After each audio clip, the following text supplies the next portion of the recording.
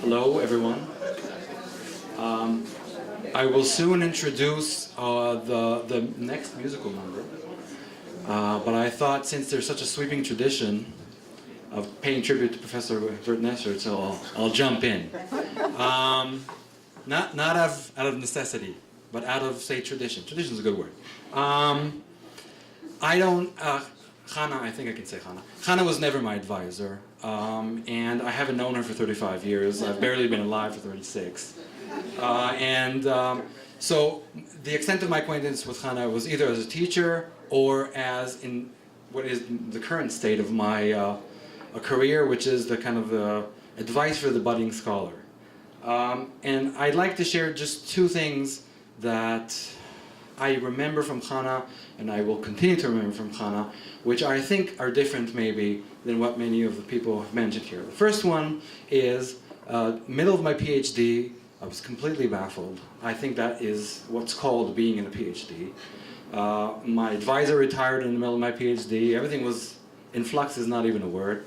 And I just felt the need to walk into Chana's office and ask for some advice because she seemed like a person who can give good advice, which was a good idea.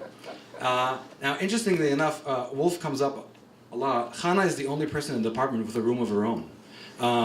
Famously so. And that is, to some extent, right in a way, because Chana's mind is in the size of that room. The moment you enter that room, she catches everything. I was as baffled as I could be. I was spouting out fragments of theory and books, and Chana was just sitting there nodding, and I was like, oh my God, this is another person is going to be confused by me. You can tell I'm out of breath right now, actually, because I'm walking up some stairs, but I'm usually out of breath, just in general. And Chana was just like, yeah, you need to read Jonathan Culler, page 5. And I was like, what? And everything was just crystal clear. And not in any kind of overbearing or academic way. She was empathetic and she felt my pain, but she gave me answers I can go and do something with. And I really appreciate that. And it gave me appreciation of the kind of mind I was talking about. I was taken aback by how quickly she crystallized my nonsense into something that made sense. So that's the first moment. A second moment, and unrelated, was that one of the consequences of living next to the university is that Chana hosts many of the departmental events, to her joy or sorrow, I don't know.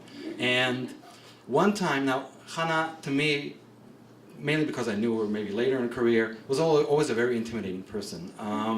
And very smart, very quick, very short on time. And I never really thought of having like a conversation with Chana. And I said, Chana, how are you? And she looked at me and she said, you know, I'm so tired.